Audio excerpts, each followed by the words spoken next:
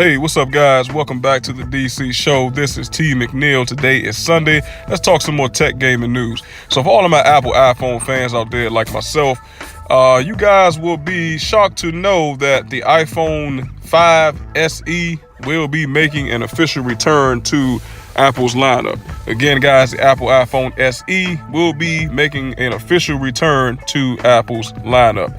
So without further ado, guys, we're going to jump right into the information. Now, before I get into the meat of it, you guys might want to know some of the top selling points and the reasons why the SE was such a great phone back then, guys. And here it is. Now, first it says that Apple is quietly selling the iPhone SE via the clearance section of its website. And the price for it, guys, it will be starting at around $249. And for the second bullet point, if you guys remember that the 4-inch iPhone packs the same guts and internals as the iPhone 6s into the body of a smaller iPhone 5s. And the final bullet point, it does say that the device was discontinued back in September of 2018, but was hugely popular among Apple constituents. All right. So if you guys actually had the iPhone 5 SE, definitely let me know down below in the comment section if you guys actually like the phone, if you enjoyed the phone. Back then, I was actually on Android, so I know absolutely nothing about the Apple iPhone 5 SE, but I did hear a lot of great things about it. I heard that it was blazingly fast for its time back then, even though it only had the A4 chip. But I guess at that time, the A4 chip was top of the line, and you know, it did get people the type of performance and the outcome that they wanted in their iPhones. All right, but let's continue, guys. All right, so with that being said, let's actually go ahead on and get into the meat of the information. Now, it does say that if you're still mourning the iPhone SE, Apple's last small iPhone, then again, it's good news. Apple has quietly resumed selling the compact phone on the clearance section once again of its website. So if you guys want to know the information, definitely check that out. It does go on to say that where deals on products occasionally pop up. We first spotted the news thanks to a website called Mac Rumors.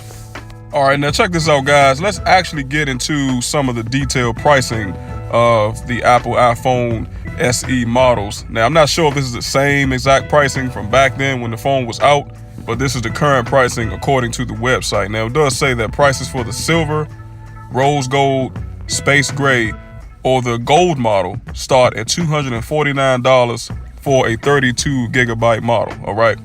And that's down from $349, all right? And furthermore, the 120 gigabyte model for the ones who actually want a little bit more space on their phones comes in at $299, down from $449 recently. The phones are new, they are unlocked, and come with a 4-inch Retina display and Apple's A9 chip. Excuse me, guys, that's correction, not the A4, but the A9 chip. There's also a 12 megapixel rear camera. So you know what, guys, actually, at the end of the day, I think this is actually a great idea for Apple. And it's an unfortunate thing also because they had to kind of go back in the past and go into the crates, so to speak, to pull out arguably one of their best phones that's ever been created, all right? Not taking anything away from the iPhone 10 or the 10s or the 10s Max or the 10R for that matter. All four of those models are also great phones. I have a 10s myself. But the Apple iPhone 5 really does pack a lot of power, guys. And the thing is, like I said, I'm glad that they brought it back because it was kind of getting Apple in a lot of trouble with the prices, especially for the latest models, all right? So for these phones to be anywhere from $299 to $349, you have the option, you could finance them. But honestly, you know, if you really want to, I mean, if it's on $299, I would go ahead on and just drop the money, and then you don't have to worry about financing the phone. And at the end of the day, your bill will be cheaper because you're not breaking the payments up over a 2-year period, all right? So I think that that's great, guys, especially that they come with a 12 megapixel camera, which is basically the same shooter that's on the latest models on the 10s platform, all right? And again, Apple did stop selling the iPhone SE back in September of 2018, the only remaining 4-inch iPhone and one of the last models to come with a headphone jack. The device originally came out back in March of 2016. So I do think that Apple actually learned their lesson by discontinuing the iPhone SE. And I do understand that, as the years go on, you're going to come out with new models. But I think the biggest mistake, besides them discontinuing the phone, was getting rid of the headphone jack, period. Okay? The thing is, when the 6 came out and the 6S, a lot of consumers missed the headphone jack, all right? And then to add insult to injury, what Apple decided to do was make you buy a peripheral or a dongle for that matter, which making you spend more money than you should have to spend just to buy something that should already be included on the phone itself. You know what I'm saying, guys? So I think Apple finally learned their lesson with that, but let's continue. And finally, guys, right now, as it stands, this is the cheapest iPhone that you can buy directly from Apple right now, considering the fact that the iPhone XR or the iPhone 7 right now is $449. So you guys let me know how you feel about it. Leave a comment down below in the comment section. Is this a phone that you guys wouldn't mind buying again if you had one before, or if you never owned a phone in general? Is this going to be the first time that you decide to pick one up? All right. Or are you guys going to go directly for the XR or the iPhone 7 and get it for $449? All right. Here's the thing with Apple, in my opinion, guys. Apple, as I always like to say, basically shot themselves in the foot when they overpriced these new phones, all right? Talking about the 10 line, all right? 10, the 10R, the 10S, and the 10S Max, okay? So they have to retract what they've done by actually lowering the price, okay, to draw customers back in.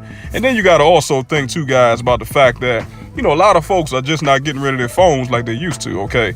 These phones are as powerful as they've ever been. And the thing is, unless you're a serious connoisseur or you just like to waste money, it's really no sense of you continuing to stand in these lines year after year after year, buying the next iteration of a phone, because the phone that you have is absolutely nothing wrong with it. Okay, a lot of the internals, a lot of the specs is still going to be up to date. When the next version of the same phone comes out, it's probably going to be an updated camera, and maybe the A chip will be the next generation. But other than that, it's still the same phone. And you got to think, guys, the iOS will be continue to support it on that device and devices before that. All right. So, I think it's still a good move for Apple. I see what they're doing, but again, they kind of screwed themselves over when it came to not only getting rid of the phone, but overpricing their current phones as well. All right. So let me know, guys, once again, if this is a phone that you're going to get, or will you continue to support the iPhone 8 or the 8 Plus, or if you're going to go for the new 10 lineup. All right. Also, guys, make sure that you like and share this content. It would greatly be appreciated. Also, if you enjoy this content, make sure that you hit that subscribe button, and do not forget to follow me on Instagram at _DC show and the number 1. So I appreciate you guys watching and listening and tuning in. Until the next time, have a good one.